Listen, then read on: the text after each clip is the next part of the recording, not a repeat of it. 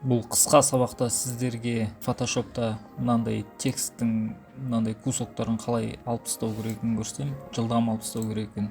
Әрине сіздер бұл жерде штампты қолдансаңыз болады, былайынан штампты қолдансаңыз болады, бірақтан бұл кішкене ұзақтау.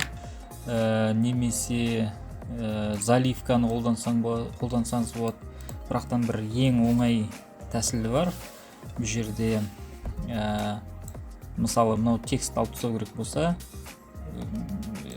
выделение аласыз, 4 бұрышты выделение, листті, мышканың оң жағын басып, мына жерде fill деген бар, fillді басасыздар.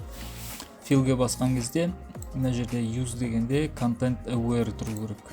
Content aware тұру керек, mode'да normal тұру керек, OK-ді басасыздар, текст жоғалып кетеді.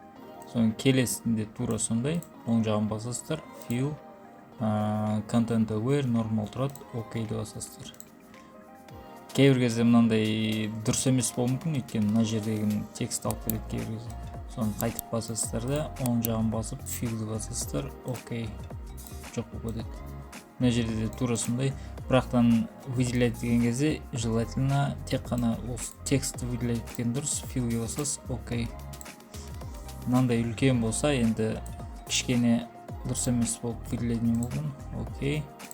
Мынандай болса, оң жағын басамыз, fill, OK.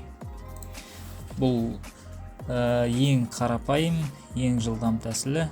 Басқа да неше түрлері бар, оны келесі сабақтарда сізге көрсететін боламын.